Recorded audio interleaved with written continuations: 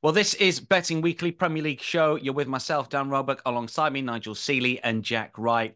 Huge news last week in the footballing world. Jurgen Klopp announced that he will be leaving Liverpool at the end of the season. We also had Xavi saying that he was leaving Barcelona as well. Nigel, anything to tell us? What's happening in May? Well, there's not big news yet. I have been interviewed for both jobs, but I won't move. I won't move to Barcelona, and I won't move to Liverpool. I want to stay in London. Okay, but Wait, you're not leaving the position. You're not. I, You think. No, not just yet. no. Well, Okay. the announcement will come. I'll do it like via a big announcement via my TikTok channel. From a betting point of view, fellas, I mean, what does it mean here? I mean, Liverpool beat Norwich easy enough in the Cup at the weekend. Is it something you take notice of the first few games? Do you forget about it? Does it make any difference at all to the way that you approach Liverpool? Jack, I'll throw that one to you first. Well, I think with this one, we've got Liverpool have been in sensational form anyway, aren't they? And what way do you look at it? Do you look at it's going to hurt them a little bit? Are they going to think, oh, like our kind of lead, our inspirations go in, or are they going to want to do as best they can for him and scoop up as many titles for him to send him on his way? And I think probably the latter, to be fair. You know what the crowd are like at Anfield. That's going to be multiplied. We saw it a bit yesterday, and obviously it was a big game for them yesterday, and they did manage to come out on top somehow, but just edged home. But yeah, I think no, we know you're generally going to be struggling to get much value in Liverpool at the best of times. That's probably going to be even worse from now on until the end of the season. But yeah, I expect them to raise their game. They won't drop the ball with that news. I guess in a way, Nigel, it's more about maybe the managers, the coaches that could be unsettled. Xabi Alonso has been touted. He is the minus 200 favourite to get the job permanently next. And his Leverkusen side dropped points, didn't score, I think, for the first time at the weekend as well. I mean, is there any sort of angles we should be looking at from a betting point of view when these announcements are made? Well, I've been trying to sort of weigh up how the news is going to be for Liverpool because I'm quite heavy on Liverpool this season in a lot of markets. So I'm a big Liverpool fan, and I was thinking, is this a positive for me or is it a negative for me? And I'm still not quite sure if it's a positive or negative. I think for Liverpool players, they will want to know who's the successor. And they'll want to know pretty soon because they're going to think about their futures. They might be out of contracts. I think it's very important for them to get the right man. It does appear to be it's going to be Alonso. And I think that will be the betting angle. The decline in Leverkusen, that might be the betting angle rather than the decline of Liverpool. De Zerbi's been linked with it. I think he's going to be a second choice. I think, he's number one, Alonso. And I think if they can get Alonso and they can tie it up, that he announced that he's leaving, I think that will galvanise Liverpool even more because I think the players will realise they're getting a top quality coach. The fans will be really happy because he obviously knows the club inside out. He's been a player there and played in massive matches for Liverpool. And I think that's important. So I think it's the next step that's the most important what's happened now. So I wouldn't be surprised to see a decline from Leverkusen because the speculation is going to be on him. And the players, their heads will be turned, thinking, our man is. We've put all our trust into this guy. Klopp's a different. He's not going to another club. I think if someone new went to, I think that if he went to another club, I think that might be a little bit different. So I'm interested to see what's happened. I mean, the jury's still out on what they're going to do for Liverpool, but I think Leverkusen, and I think they have to announce relatively quickly who's going to be the successor as quickly as they possibly can. Current prices, we're recording Monday morning UK time. Xabi Alonso minus 200, plus 600 Roberto De Zerbi. Pep Lijnders plus 800, Zidane plus 1400, same price Nagelsmann. And Postecoglou for plus 1400 and Diego Simeone at plus 2000. Always difficult managers markets. There's no real sort of value in. You either know or you don't. You've got the inside track or you haven't. And I think that Xabi Alonso probably the right favourite. In terms of prices, Jack, for Liverpool, they're in 4 tournaments, of course. Premier League plus 250, FA Cup plus 300, League Cup, they're through to the final minus 225, Europa League plus 225. I don't want to say what's the best chance of them lifting a trophy because it's obviously the League Cup, but is there any value in any of those four prices, do you think? I think we're all in the same boat, is that we were strong with Liverpool at the start of the season. So we're holding tickets that have showing better value now. That's for certain. I like them a lot in all those tournaments, to be fair. I think they've got a very strong chance in the league. We're waiting to see what happens. I think it will become a two-horse race between Liverpool and Manchester City. Liverpool have been the most consistent side. Obviously, they're top of the table, so it says they're the most consistent side. So with that galvanised effect that I feel will be there with the news of Klopp going and the support behind them, then why not go and sign off with a league title? Plus 250. Go on, Nigel. I want to bet them to win the Europa League, and I was thinking about yesterday. I want to bet them. He's the Plus only 225. The only trophy Klopp hasn't won with Liverpool. Hmm. He's won every other trophy. It's the one trophy that has eluded him. So if he's going to go all out, he will go all out to win that trophy. I'm telling you now. And it's a weak competition. I'm going to say, you know the second favourites, don't you, in the competition? Leverkusen. That's what I was going to say. And there is a chance that it could be Alonso be Klopp in the final matches of both their. That's incredible.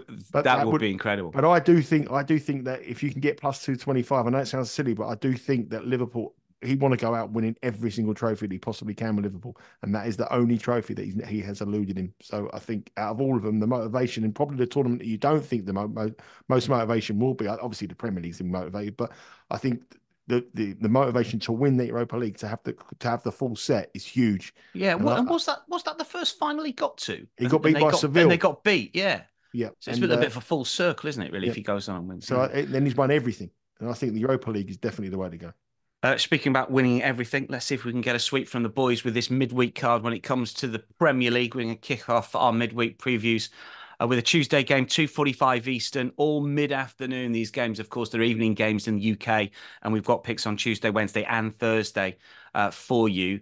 Nigel, you're first up here. Fulham, plus 138 to beat Everton, plus 210. Draw, plus 240 here. Two clubs whose fans and aren't particularly happy for very different reasons. I saw that protest from Fulham fans regarding ticket prices, but they've been knocked out of 2 cups in 5 days here. Everton, of course, could be in line for another deduction when it comes to points in the Premier League because of further incidents of mismanagement. I mean, where do we stand with this and what's the play? Well, I was quite amazed that Fulham fans demonstrated about the ticket prices because it's the most affluent part of the whole country, Fulham. I mean, if you can't afford a ticket price to go to Fulham and you're from Fulham, the last time I saw scenes like that, they put the prawn sandwiches up by 50p. I mean, it was incredible scenes there. I mean, you think about it, Fulham are complaining about prices. What are teams like Burnley and in more working class areas complaining? I mean, Fulham is like is the average. When I go to Fulham, people say Nigel. 50 people turn around and look at the name because there's a lot of Nigels who support Fulham. Not many Nigels at Burnley. Anyway, I think this is a tough match for both sides. I think Fulham went on that crazy goal scoring run just before Christmas, didn't they? 2 wild matches, 5-0, 5-0, and then a 4-3 at Liverpool, narrow defeat. But since then, they've sort of their form has deserted them. They've got some players away on the African Cup of Nations and the players away on international duty, but they're not firing at all with goals. We said at the start of the season that Mitrovic would be a big loss, and then we went through that spell where who's Mitrovic? But now they're questioning again. They need that striker. Their run of fixtures has been tough, though, to be honest with you. Look at their last 4 matches. They played Liverpool twice. They played Chelsea and Newcastle in cup competitions and in the Premier League, and Arsenal previous to that. So they have had a tough set of it. But I don't think all is well. I think if you look at Fulham, I think I've mentioned this on numerous occasions on this shows and many shows over the years. There's always teams that fall into that category of effectively giving up for the season. Fulham will be right up there on the top of that list. They're not going to go down. They're out of both cup competitions now. They may go through the motions. Everton obviously need it more than them. If you look at incentives, Everton need the wins, the point deduction with a threat of more points deduction. But there's a caveat to that, and that is obviously Marco Silva up against his former club. And obviously he was a former Everton manager. He didn't like the way he was treated at Everton. A lot of people felt it was a bit unfortunate to lose his job. So there is a huge incentive here. They've already played twice this season, 1-0 on the opening day, 1-1 in the cup. Everton at the moment, I mean, in freefall. I mean, they're not playing at all well, and they're not scoring goals. I mean, Calvert-Lewin, I mean, what has happened to him? I mean, it's incredible to see the lack of confidence of him. He's their main goal-scoring threat. If you look at their last matches, I think 3 of their last 5 matches, they failed to score. They didn't score against Aston Villa in a 0-0 draw. They played Crystal Palace in a 0-0 draw. That was dreadful. They played Wolves at Molineux, got beat 3-0. This to me it just seems like 2 sides who are struggling for goals presently, really struggling for goals, struggling for form. And I had no wins in the last four for Fulham, for Everton, sorry, in the league. And I just think this is an unders match. I haven't been betting a lot of unders recently. I've sort of seen the light and gone to the overs, but I want to go back. I want to go back on this one. I just think that the way that these two sides are at the moment, lots of things going wrong off the pitch, lots of problems off the pitch. On the pitch, they're not playing well. Both of them lacking a striker. Both of them lacking players who are away from international duty. Coleman, Decore, Iwobi as well for Everton. So I just got a feeling here this will be a low-scoring game. So I'm going to go for under 2.5 goals at -113.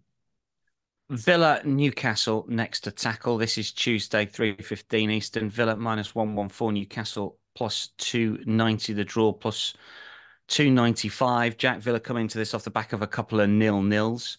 That league 0-0 was Emery's first 0-0 in his 97th Premier League match, which is incredible, really. But they were free scoring early this season, just before we get to your play, because it's not this market. But do you think, over his backers are going bust here? There's a bit of regression when it comes to Aston Villa. Possibly there has been a little bit, hasn't there? I wonder how much, again, they've had a busy schedule. So they were in Europe, haven't they? And they've obviously been suddenly going from being that sort of mid-table, just outside the Europa League places, to a side that are going, oh, hang on, we're in a bit of a title race here. And that suddenly puts a little bit of caution in the play. Possibly that could be something to do with it. So a combination maybe. So I think like that reset possibly could see that come back again. Obviously, their last couple of 0-0s have been in away from home, which is a different animal for Villa. As regards Newcastle, they haven't been in great form over the last sort of 6-7 weeks or so, but a bit of an upswing with a cup success, of course, yesterday. How are we playing this one, Jack? We're going Villa on the money line at -112, and I just feel they've been a little bit disrespected here. I think this is a bit of a name bet, really, to be fair, odds. With Villa, if this was a Manchester City, a Liverpool, someone with such strong home form against a side that I'm now going to go through what Newcastle are like away from home. If that was a Brentford or a Bournemouth, the odds would be completely different. So Villa have been good to me this season. This is obviously kind of the second stage of the season now for us. So I'm going to continue that theme. Mainly been good. Most profitable team for me to back, because I've backed them a lot, especially when they've been at home. So I'm going to keep that trend going. They have been sensational at Villa Park. They've won 9 of their 10 home games this season. A well-documented, fantastic record. And when we stretch that back to last season, we know that they've won 16 of the last 17 home league games, which is an absolutely phenomenal record.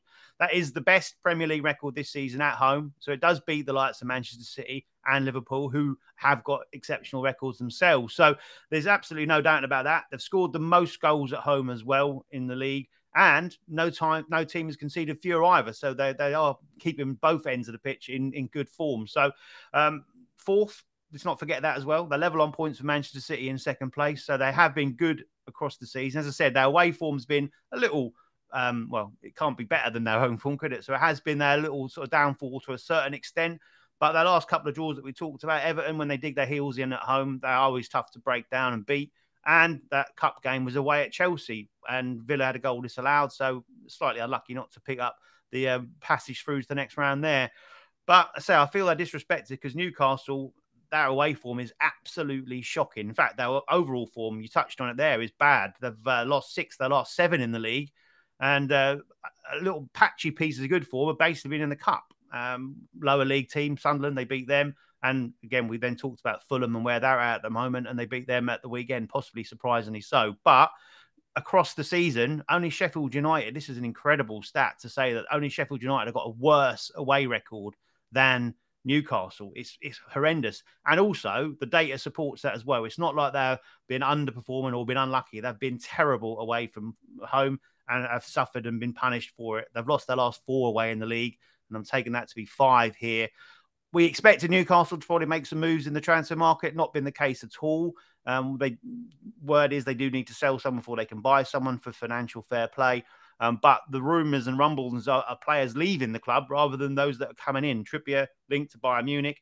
That obviously got kind of quietened down, and he said he'd never want to be anywhere else other than at Newcastle. Maybe. Almiron linked with a move away, all vital players, and Bruno Guimaraes, arguably one of their best players, agitating for a move away, possibly so. Joe Linton ruled out for the rest of the season. So it's all negativity, really, around Newcastle. And the final factor, I feel revenge from match day one. These are obviously all the fixtures this week are the reverse fixtures from the opening game of the season and that one where Newcastle won 5-1. So Villa at home, a different animal, as I said, and I'm taking them to make full amends on that one here. Minus 112 on the money line.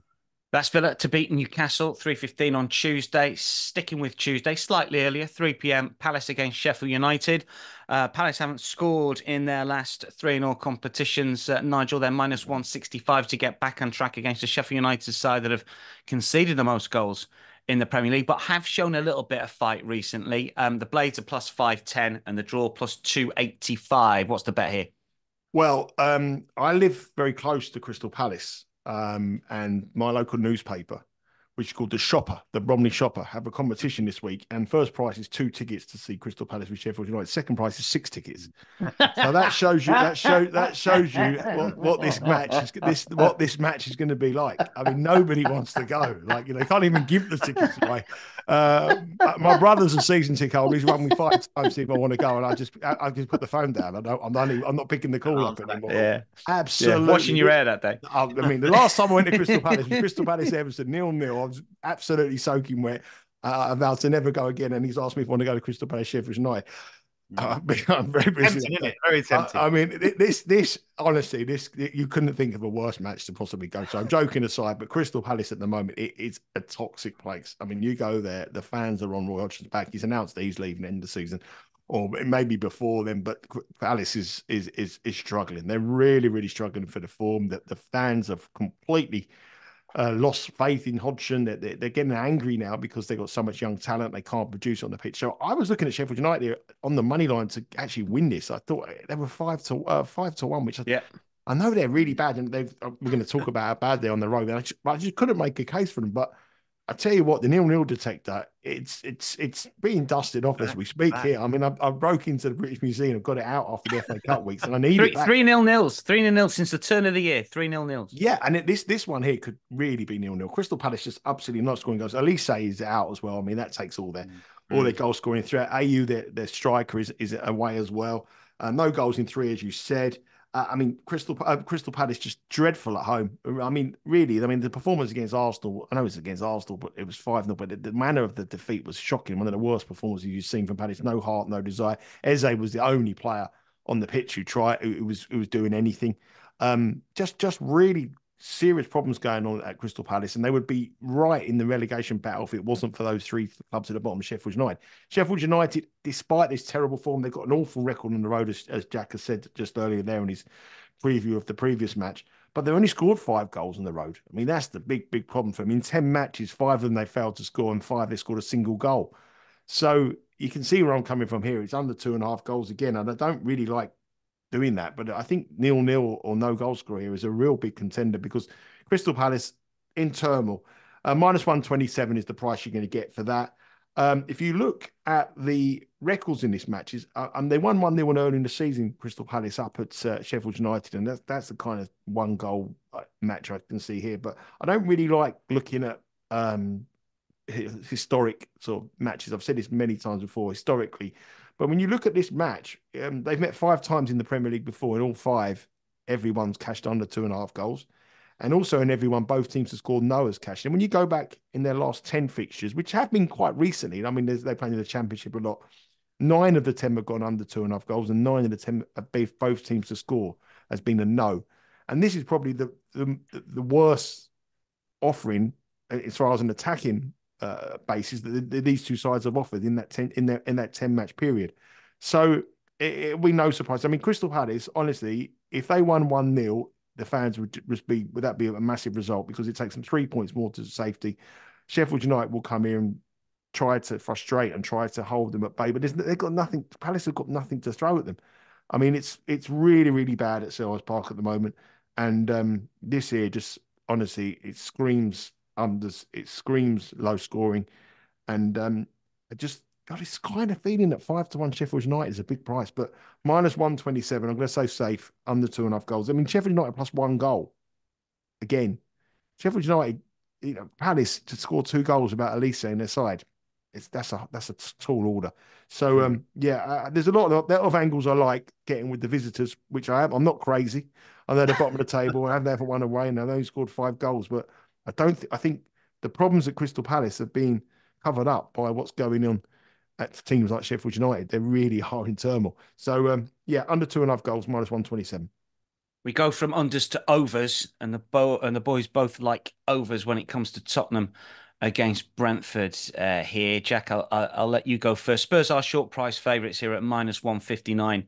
Brentford +390, the draw +340 here. The goal line is 3.5 with Bet Rivers +136 over, -166, 167 under. But we're going to go to the Asian goal line, Jack, for this one.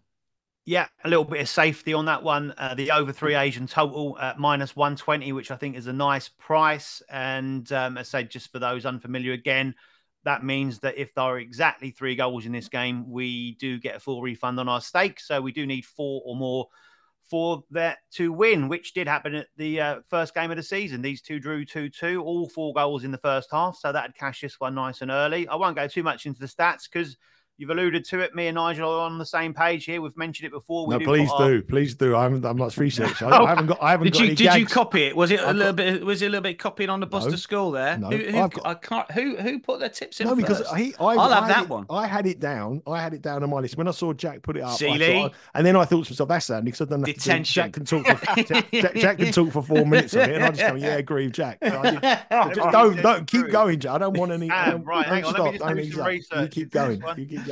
Yeah, well, look, I think the main thing for me with this one was the players that are coming back for this game or have just come back, really, for both these sides. Ivan Toney, we know, is a goal scorer for Brentford, and they have finally got that threat. Obviously, with Mbeumo not being about, being an AFCON, then that's kind of took away their real main edge without him. But with Toney back, then that does mean they've got someone who can score goals. But I think it's more than that with Brentford. He is kind of Mr. Brentford at this moment in time. He's got that aura about him. He gives them a little bit of confidence. He's got that swagger, obviously, about himself. So they kind of feel that, oh, Ivan's up there. We can get something out of this. We can do something, and we'll give it to him and watch the magic happen. So obviously scored on his return from that long suspension as well. And on Tottenham's side of that, they've obviously got a player that we all like very, very much. One of my favourite players in the Premier League, James Maddison, back from his injury. So a player that can pick a pass, a player that will be able to provide the ammunition for the likes of Richarlison, for Kulusevski, obviously with Son being away on international duty himself, and can score goals. So I think that the players that we've got actually in this matchup here are going to provide plenty of entertainment, plenty of goals against two sides that can't really defend overly well. As you said, that was a 2-2 draw in the reverse fixture at the start of the season. Last season, there was 4 goals in both games as well. So it's a fixture that does scream goals, and both sides do provide, say, plenty of entertainment. There's no clean sheet in the last 10 for Brentford. As far as Spurs are concerned, I can say it, they've scored 2 or more goals in 7 of their 10 home games this season. They've scored in each of their last 33 Premier League outings, which is an incredible record. So that process, as far as scoring goals is concerned, is not a problem for them. I say they are just a very open side under Ange Postecoglou. They've been a joy to watch, and expect this one to be a really entertaining watch because, as I said, neither of these sides are particularly strong at the back. So the one player I haven't mentioned yet is obviously another one of my favourites is Pedro Porro, a player we cashed on a couple of weeks ago. Brentford's main weakness is down their left-hand side, which is where Porro will be. So expect him to be very much involved in this one as well.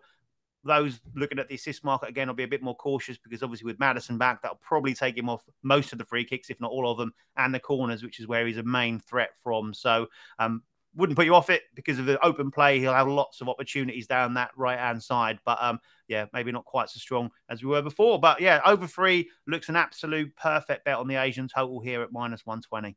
Really good insight with Pedro Porro, incidentally, because he was on everything, wasn't he? We cashed when he assisted from a corner. And again, Brentford have struggled, haven't they, with their right back recently, or whichever side Porro will attack.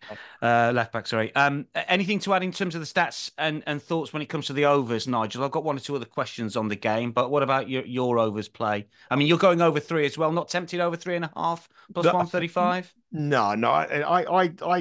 Well, I mean, Jack sort of summed it up there. Obviously, the thing that played in my mind is when you mentioned last week, no team in the Premier League has cashed more over 2.5 goals than Brentford. I looked at their matches, 20 matches this season in the Premier League, 14 of them over 2.5 and 16 under 2.5. Oh, sorry, 6 under 2.5. So in 14 matches, you would have got at least a push or win on these matches. If you look at Tottenham at home, 10 Premier League matches, only 2 of them have seen under 3 goals. So 8 of them you would have had a push or a win. Obviously, with the players coming back, Maddison, I've highlighted Maddison. Everybody's highlighted Tony. I mean, there was a huge gamble him to score at any time in his return, and he obliged. It just got that feel. And I think Tottenham will put in a performance because they were bitterly disappointed in that performance against Manchester City in the Cup. I mean, it was really unlike Tottenham. It was flat. Postecoglou's interview after the match, I don't know if you saw it, he was completely and utterly downbeat, and he knew effectively that their season was over, and then they may get a Champions League place if they're lucky, but that's it. They can't win a cup, and I just feel that he might go all out here to get that crowd back on his side. Do you think Spurs might cover that 3 goals themselves? That's a tall order. I think 3's a tall order, but I just think that I like playing markets around about -120 to about +110. 3.5. If it was 3, you'd be devastated, wouldn't you? I just think the under 2 and the jump between. I think the best bet here would be the 3 rather than the 2.5. A lot of people might play 2.5, but that's quite heavy minus money. And when Tottenham or Brentford do go over, they go over quite a bit, so that could bring in the 3.5. But I just think we'll see a real different performance from Tottenham. They're really flat in that cup game. The manager, who's been a breath of fresh air in the Premier League, was bitterly disappointed, and I just think he'll say, "I'll do it," and I'll say, like, "Get on, mate, just get out there and do something better in the next hour." Where's he from? Northeast. Leicester. So yes, I'm going to go over 3 goals, -120. I expect a big performance from Tottenham, and I think Brentford with Tony will get on the score sheet as well. Look, there's a question. Look, Tony's +440 to get the first goal, +138 to score at any time, -200 not to score. Jack, if Tony's not back, are you still playing over 3 goals in this? Is Tony a big factor in the play? I think Spurs might cover 3 themselves personally, but is Tony the one that sort of just tips it over for you? As I said, I think Tony gives them a bit of a belief, and I think that they will be able to contribute more with him there. As you say, you know what Spurs are about. They can go and rip a side apart, and they'll keep pressing. That's the great thing with Spurs. And when you're playing them on the over, if they go 2 up, they're not going to go, well, that will do us. So they are the side that will keep the foot on the floor and look to score 3, 4, 5 goals. But in doing so, leave themselves open at the back, and they can be picked off. And Brentford like to play that way as well. So it's a perfect matchup, as shown at the start of the season and last season, for goals with both sides contributing. When you play over 3 goals, though, Dan, you really need both teams to contribute to the goal scoring, don't you? I mean, you saying, you think Tottenham can cover that on their own? Yeah, you only really get that when Man City are at home to a Sheffield United or a Luton or teams at the bottom of the table. They can get 4 or 5, and then the goal line is 3.5, maybe sometimes even 3.75. So when you've got a game like this, 3 goals, you really need the opposition to contribute to the goals as well. And with Tony in, obviously Brentford's goals go up. I mean, what would they be in for? About, I don't know, 0.6 of a goal, 0.5, something like, I don't know what they score, not to score about 0.6, but with Tony in, it go up by a 0.2 of a goal. So that he's that much of an influence for them. So you would see, it does make a big difference having him in the side, because you could get lucky and cash Tottenham on their own, but when you're playing 3, you need both teams to really contribute. And Brentford's chance of scoring a goal with him, set pieces, free kicks, penalties, you're going to have, you need him in your team. So without Tony in it, I don't think I'd probably play the bet. But if you're like in your angle attack, Dan, you probably look at a team total with Tottenham rather than playing over 3.5. You think that would be I don't know. It's just an interesting one, isn't it? All the markets correlate, and Brentford are very different, as you've pointed out, Jack. When he plays, he has scored and then not scored. Alternatively, over the course of the last 16 Premier League appearances, so he's due not to score if that sequence. But continues. On the flip side of that, Dan, we're playing this market over 3 goals. We're playing it about Tottenham's top goal scorer in Son. We're saying that Tottenham have enough about them to get the goals, and Brentford with Tony enhances the chance of them scoring, which put them together makes the over 3 goals a bet. Wolves versus Manchester United Thursday, 3:15 Eastern. Wolves are +180. Manchester United plus 145. Draw is plus 265. Moneyline again, Jack, seems out with Manchester United. It happens nearly every single week. How are Manchester United plus 145? You've gone for Wolves here, but with a more cautious play, Jack. It is a cautious or more cautious play. It's Wolves tie no bet, but it's still plus money, which when I saw it, was pretty much the first one for me here at plus 104. I was like, that's just disrespectful to Wolves. And it's given far too much credit to Man United. And I mentioned it earlier on, playing a name or odds because of a name. It can only be that with Man United because they've been terrible. They have been inconsistent. But I wouldn't say I'm trying to recall a time when I looked at United over a course of a game or a run of a few games and gone, yeah, they've impressed me. They never seem to be in control, do they? They never seem No. to be in control of a football match. We saw that against Newport yesterday. Exactly. A team in the fourth tier of English football in the FA Cup. And there are key elements for Man United is that they do take their eye off the ball. Wouldn't surprise me to see Wolves score early in the second half here because Man United just don't seem to switch on. And another thing they don't seem to like to do, which is the tough part of the game, is track those midfield runners.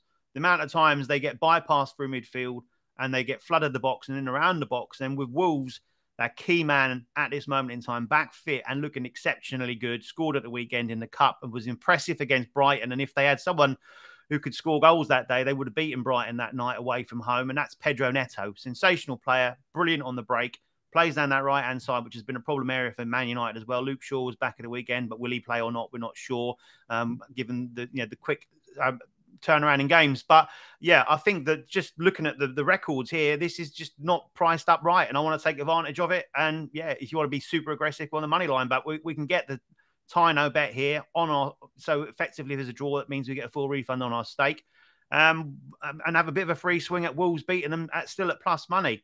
So this game was the first game of the season and it sort of set the trend, didn't it? Man United were awful that night, sort of fluked a 1-0 win. Wolves surprised plenty, loads of shots, loads of attempts at goal. Impressed and should have got something out of that game. Contentious decisions going against them. I said that was a bit of a trend for the course of the season. But Gary O'Neill impressed that night. He's impressed going forward since then. And I think has been certainly highly regarded. His stock has risen throughout the course of the season. He's got his side playing some attractive football. We mentioned it previously. Nigel talked about it when we played those games and that Wolves, our image of Wolves has switched from the start of the season where I did fade them. And I was pro United that day. And that's probably about the last time I've been pro Man United all season. But you look at just the basic stats now. They picked up 10 points, Wolves, from their last 4 league matches. So a good run of form. They're one of the more informed sides in the Premier League. They're unbeaten in the last 8 at home as well. And they've had a tough run of fixtures there as well. They've beaten Man City, Spurs and Chelsea at home. They've also had draws against the likes of Villa and Newcastle there as well. So there's been no easy task for them there. No winning 4 for Man United away from home in the league. Last time out on the road, they lost to Nottingham Forest, who we know are struggling down towards the bottom of the league as well. We mentioned Sheffield United earlier. 5 goals scored away from home this season. That's the only side that has scored fewer goals than Man United on the road this season in the league. They've scored 9 goals in their 10 away games, which is ridiculously bad. And as I say, they struggled past Newport at the weekend, having been 2 goals up and then gone and switched off. And Newport took advantage of that. So Wolves can take advantage. And I don't think United are very good at all. But when they're playing sides that are in their face and a bit aggressive, and you know Wolves will be like that as well. And all the sounds, again, coming out of United are just poor. It's Marcus Rashford again in the headlines because he just can't seem to get in his head that he's an actual athlete, a professional, high-profile athlete, and he seems to do what he wants. And you know, again, something that Ten Hag's having to deal with behind the scenes when he's already struggling to get his side performing on it. So for me, this looks a big price. Wolves, tie no bet, plus 104. Really like this one, Nigel. Bet the the midweek slate for me. What do you think, money line? It's all wrong, isn't it, Nigel? I do. I think, yeah, I wouldn't. I don't like the fact that Wolves played West Brom on Sunday ahead of this game. I think that's a big match. Emotionally, emotionally for the fans. I'm not sure about the players. I don't know, obviously, the awful scenes we saw on the pitch. They've been built up as a big match. I think I wouldn't have liked that. I mean, if Wolves had played an easier FA Cup match and come through against someone else, I would go with it. I can see the point. I was very tempted to go under 2.5 goals in this match as well. I thought it's a real tight game. 0-0 detector again could be out here. I think it's a low scoring one. But I see where you're coming from. I've been impressed with Wolves, and I think Wolves will go out for revenge on that first of the season. But my only downside to it was that West Brom game. I looked at the match and I thought it should be. I honestly made it a pick and match. I thought it was a 50-50 match type. But the fact that Man United overwhelming favourites does lean to be the value for Wolves. But I am There's worried juice about in that that. Wolves I'm worried about that FA Cup game. Mateus Cunha incidentally scored and assisted in his last 2 home games in all competitions, plus 188 to score at any time. We haven't got a pick from the boys in the big game of the midweek slate. It is Liverpool versus Chelsea, but I'll just get some brief thoughts on it anyway. Nigel, Liverpool minus 177, Chelsea plus 440 draw, plus 360 here. Wednesday, 3:15 Eastern. Any leans in this game? What do you think? First Premier League game since Jurgen Klopp announced that he was leaving. Obviously, they have played at Anfield since then against Norwich in the Cup. But this is Chelsea. It's going to be emotional, obviously. Any leans in this one? You got to get with Liverpool. I think their home record is just so strong that I think they'll be too big for Chelsea. It's the start. It's going to be the Carabao Cup final, isn't it? Chelsea against Liverpool. Both of those matches were perfect football matches. I mean, both of them ended 0-0. A lot of draws between these matches. Have you seen the head-to-head record between these two sides over recent years? No, It's go on. unbelievable. The last 7 between these two teams have been a draw. Last 7 matches. Premier League already this season was 1-1. Last year they met twice 0-0. The year before 2 0-0s at Wembley, a 2-2 and a 1-1. So if you like your stats, Listen, I've been telling you about draws since the start of January. You've been backing draws since the start of January. You're absolutely flying. Although the draw percentage has jumped from 10% to 20%, so the value's gone there. Yeah. So what are we saying? Draw lean? I'm just saying the stats. I think Liverpool probably edge it. I think their home form is so good. But if you're following your stats and your trends, 7 matches, last 7 all been draws. Jack. And 4 0-0s in that period. 4 0-0s. Jack.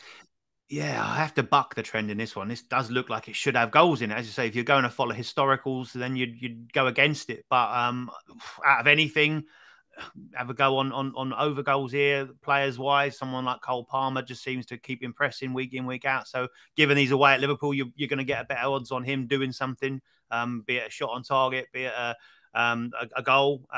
Liverpool still look a little bit suspect at the back. So Chelsea opener and Liverpool will go on to win it. That's kind of how I'd picture the game. But yeah, it should be a cracking atmosphere, obviously, for the reasons we've talked about already. Yeah, just trying to look at a price for Cole Palmer. Just one shot on target, so over a half is minus 152, which seems pretty short, doesn't it? But he's going to play centrally again. You would have thought, as he did against Villa in the Cup in midweek. All right, that's Liverpool versus Chelsea. No official plays in that one, but it'd be an interesting game nonetheless. Let's get some best bets before we wrap up. Nigel, what's your best play of this midweek card? Just one thing about Chelsea and Liverpool. Since the Premier League was formed, 28 draws between these two sides. It's incredible that. Draw. Anyway, back the draw.